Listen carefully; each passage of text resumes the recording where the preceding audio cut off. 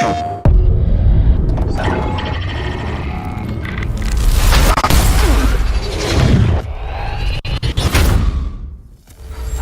and welcome to a special look at Returnal from Housemarque.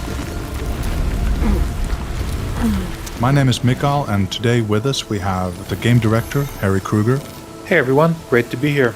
As well as the narrative director, Gregory Loudon. Hey, great to be here as well. So here we're seeing Celine crash landing onto Atropos and starting her first loop.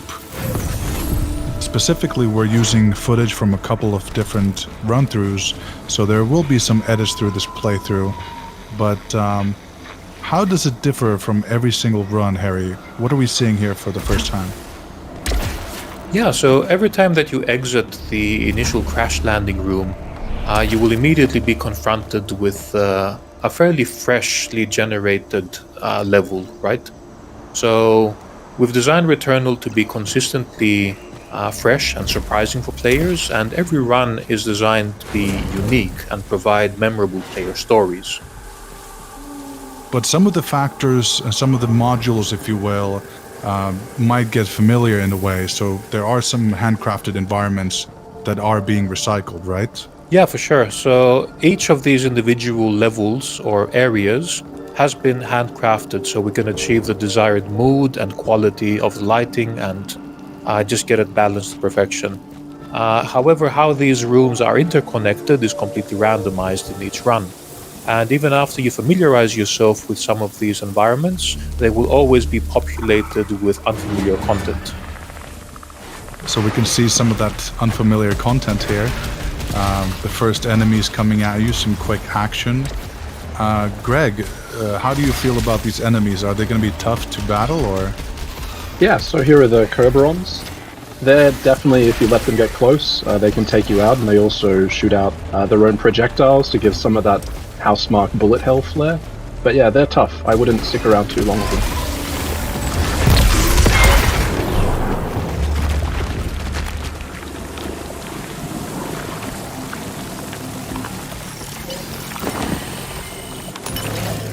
And here you have some sort of a ghost of another Celine. Does that activate something, or...? So basically what you see here is a projection, and this is actually another player who's played Returnal.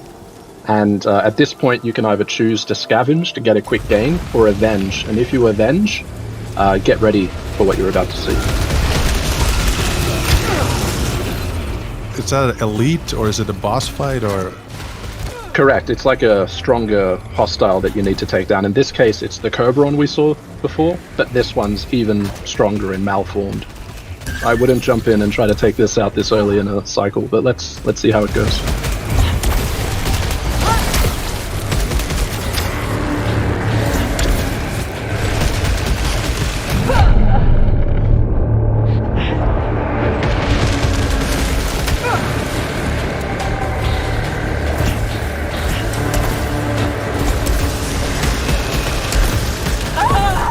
Clearly that risk did not pay off. Right on. So Celine died now for the first time. Starting back at the same crash landing hub, but with the same pistol as you had before. There's something looming on the left hand here. Yeah, so this is our mysterious device called Phonos. And what happens here is, as you play the game, you accumulate this permanent currency called Ether. This is something that persists across multiple sessions of the game. When you start each run, you are able to deposit this Ether into this device and accumulate progression towards unlocking new items. So this is one out of the multiple ways that we are unlocking more content for players the more they play the game.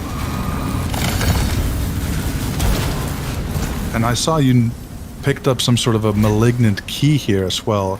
Is that for specific doors? Yeah, so keys are used for both doors and for our treasure chests. The malignant ones do carry a bit of that risk and reward again. In that particular case, it was picked up without triggering any malfunctions. So Right. that was a gamble that paid off.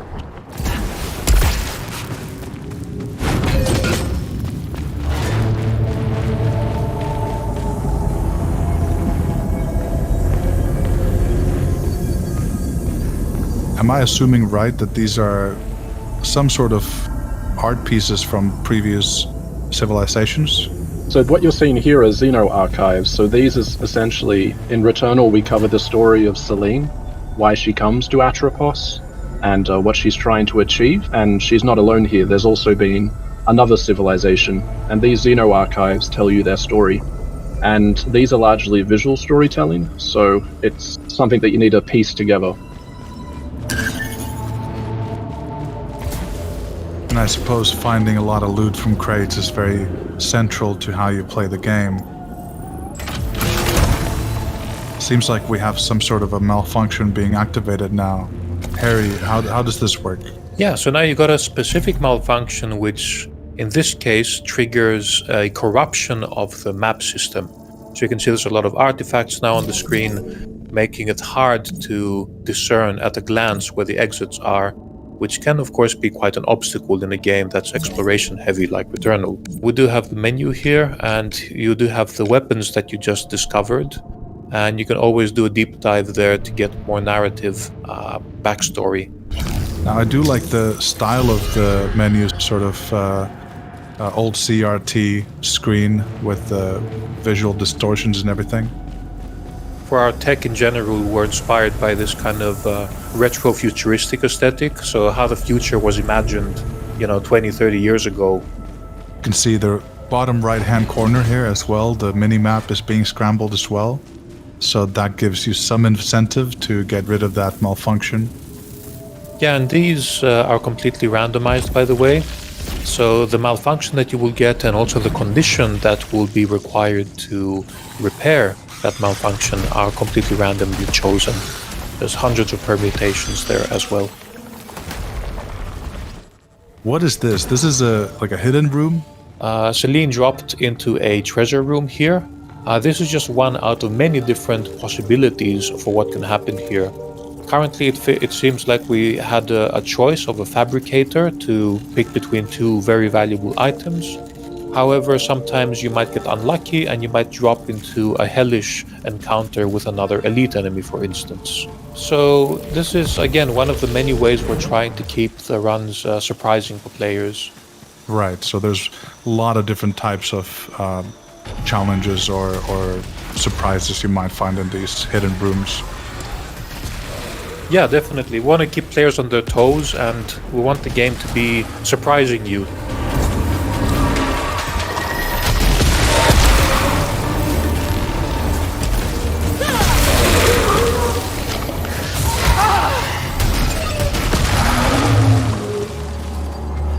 Now, I see this action going on, and there's she's being grabbed by this tentacles from above, but she's also using this sort of a blade weapon. So there's a melee weapon that you can use.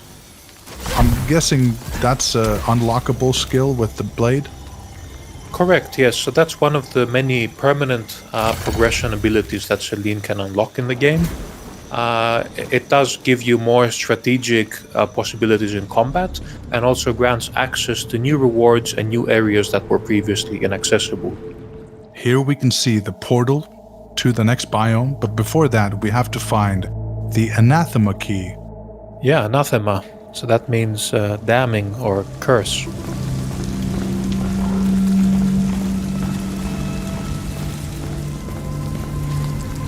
This is the shop area.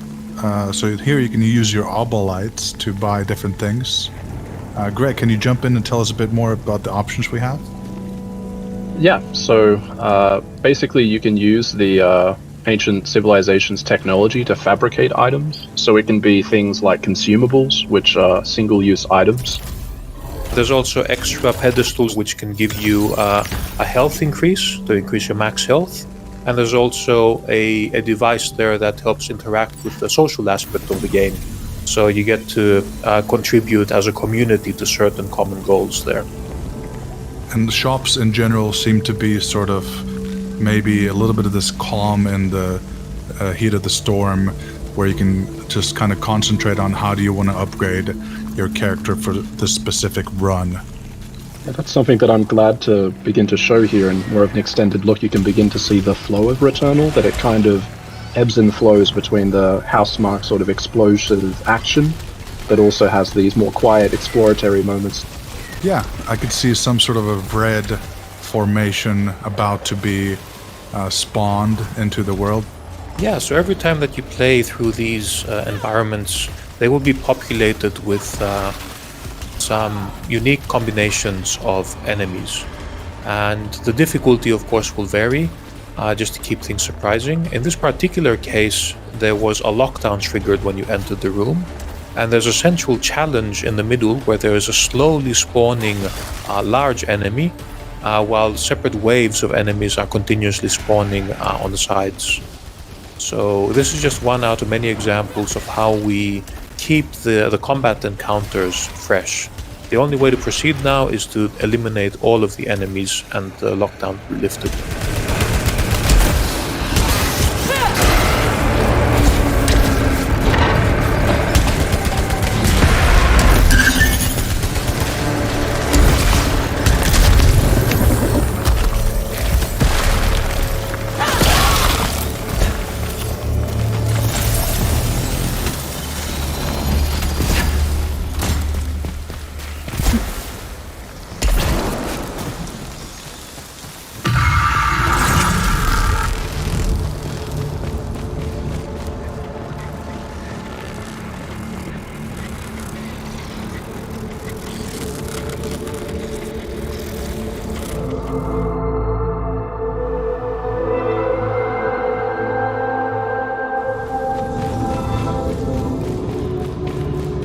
Right now we're collecting an item that seems to be a key of sorts to traverse from one biome to another. You actually have to get the quote-unquote boss key, and this key will let you eventually enter boss fight. But it seems to be that there are these high-level goals that you encounter, and in this case the Anathema Vault, if I'm pronouncing that correct, is the goal for the first level. Harry, I have to say that the atmosphere you have here is quite epic, with the searchlights and everything coming at you. What has been the inspiration behind this sort of a deep and dark atmosphere? Yeah, thanks. I think dark sci-fi, of course, has been one of our biggest inspirations, and cosmic horror or Lovecraftian horror, I guess, has informed a lot of our aesthetic decisions and also some of the more philosophical themes we explore in our narrative as well. So here we can see Celine using that Anathema key. The strange energy source is beyond this. It might be tied to White Shadow.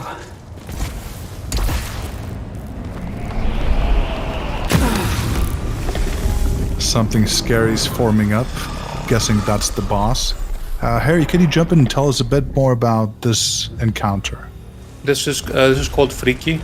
So this is just, again, we've been relying quite a bit on Greek mythology for a lot of our narrative themes. And this is just one cosmic manifestation that plays a role in the story, as you will encounter later as well. And our bosses are designed, of course, to be this culmination of epic battle, these really majestic creatures that really give you a lot of bullet hell and spectacle. So really excited about these encounters and looking forward to seeing how players will respond to these as well.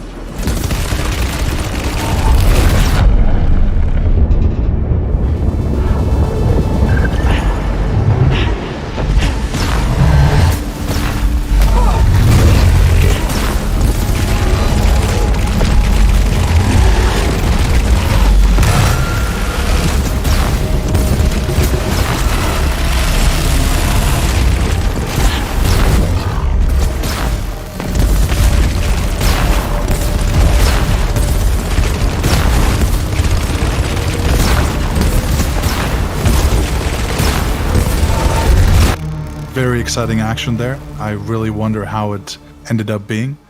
But I suppose we'll make our way to the next biome, the Crimson Wastes. Here we can see Celine going through a portal, and quite quickly the SSD is able to maneuver us over to the other side. Greg, do you want to jump in here and tell us a bit more about this environment? Sure. So, Selene has just arrived in the Crimson Wastes. This features different hostiles, a different story to uncover, and of course there's a different boss to fight as well. You can see here it has a very different visual style, and each biome is intended to provide a different challenge, and also a different feeling.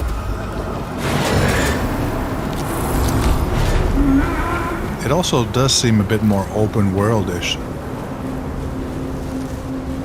Yes, so it is a lot more open experience. If the Overgrown Ruins is claustrophobic, this is more open and expansive.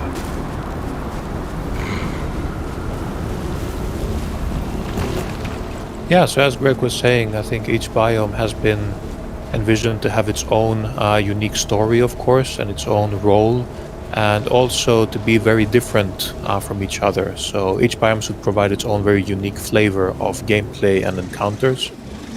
And even the level generation, the roguelike elements manifest differently in each biome as well. So while the Overgrown Ruins are a bit more maze-like, kind of foresty, here there is clearly a more open kind of approach to constructing our level at the beginning, and there is clearly some ascension journey that the players will always need to traverse to reach the top of the mountain here. So each biome offers its own unique flavor. And there seems to be a bit more of these aerial enemies and also that bullet hell wave pattern that you see.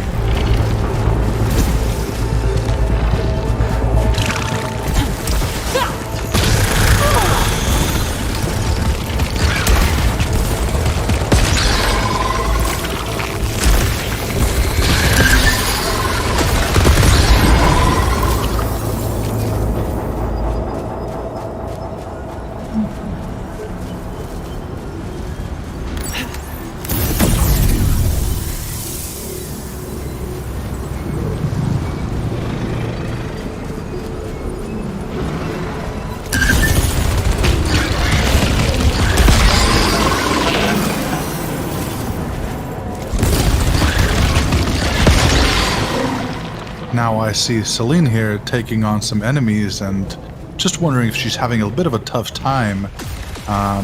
Not saying that everything is going wrong, but it just seems a bit more intimidating again. Is she geared up well, or is her level up to par?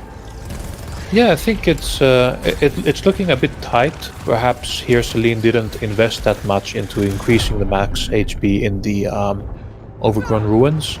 And I think the proficiency level is maybe a couple of levels lower. So it's 5, it's manageable.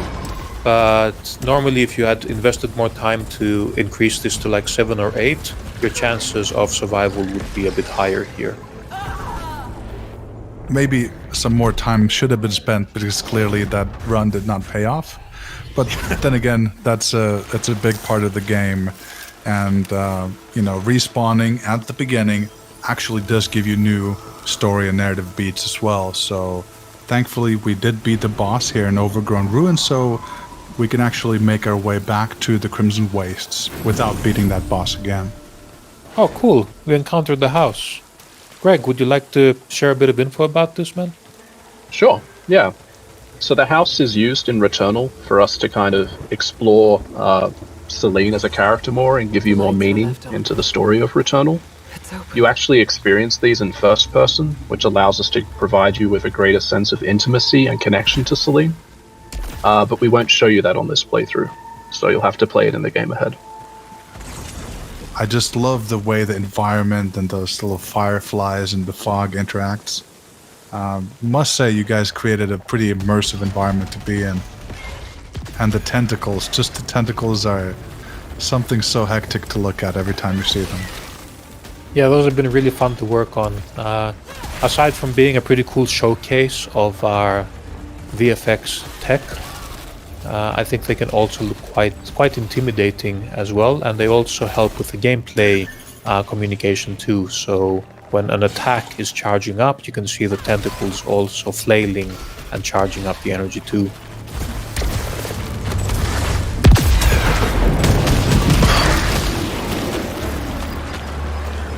Here we seem to have another ghost. I wonder how this is going to manifest. Previously we saw that elite.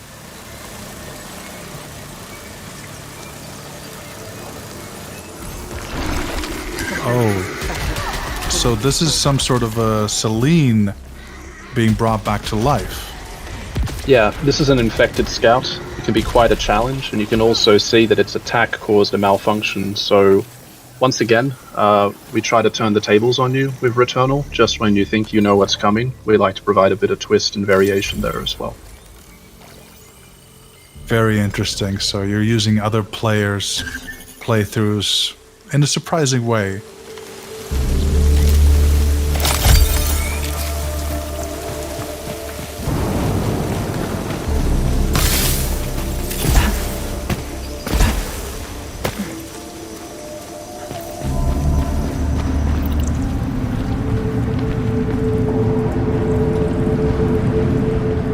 So the Crimson Waste portal is now open again because we unlocked it on a previous run. So you can choose directly to go back to that next biome as well.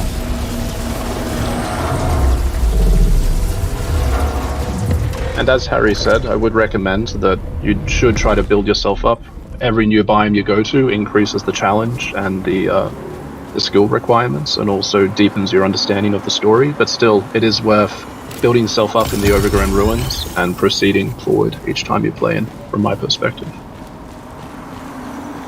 Well, that's why you also have some of these upgrades as you enter the new biome, giving you a little leg up. Here we can see some sort of yellow force shield. I think it's a bit new. Yeah, this is another element in our progression that clearly you don't have the means to overcome it yet. And we'll leave that up for players to discover. Well, coming back to the Crimson Waste here, clearly it's a similar setting, but there's some new things to discover. Like you mentioned, the level does change upon every entry.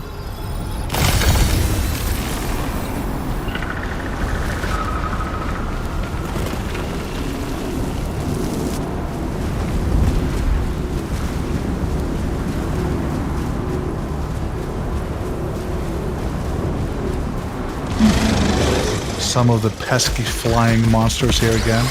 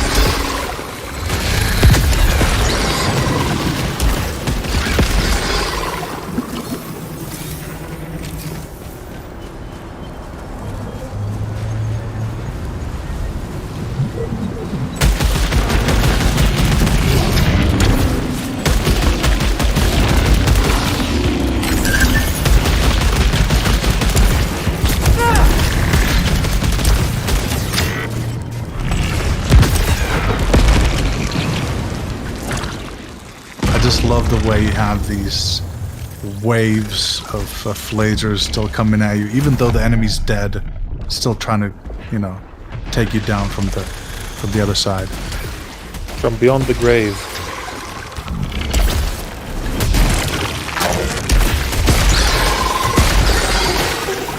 But it's all a part of that bullet hell sort of design philosophy, keeping your character in movement. Making sure you maneuver through all the obstacles, never get too hung up on the situation. So here we have some weapons at proficiency level 5. You can see the different weapon options you have available. And there are a couple different weapon stereotypes. Yeah, so we have 10 weapons total. All of these have their own unique archetypes and unique baseline behaviors. However, you can also upgrade these in each session through these unique modifiers we're calling traits. This leads to some really surprising combinations that can completely change the behaviors of the weapons and force you to adapt to entirely new playstyles and strategies.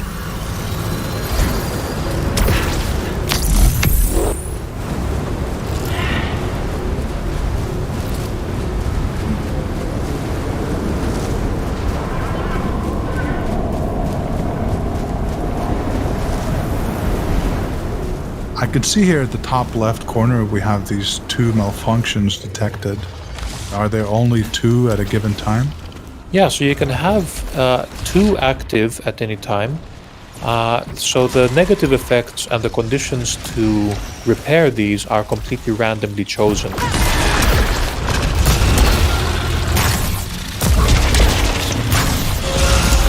Upon getting a 3rd malfunction, you will get what we call a cascade failure. So in that case, a random item from your inventory is actually broken, and you receive a little bit of damage as well. So the stakes get higher as you accumulate more of these malfunctions, so you need to proceed with caution.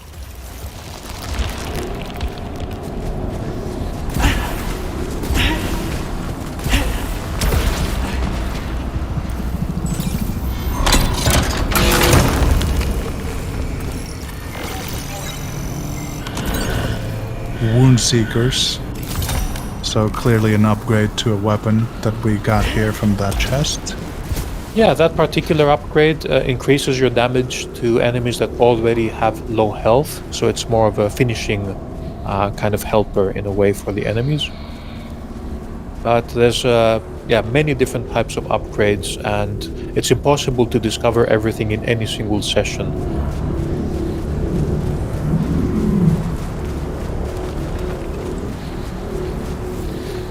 Encountered armored fauna.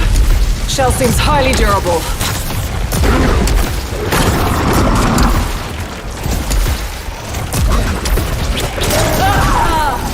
Well, I suppose that enemy was a bit too much for Celine.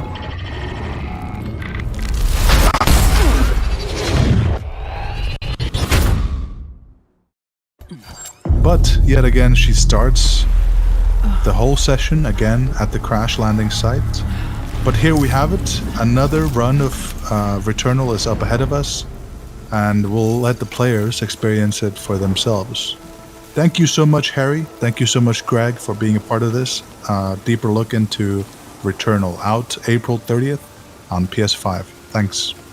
Thanks, everyone. Enjoy Returnal when it comes out on April 30th. Yeah, thanks for watching, everyone.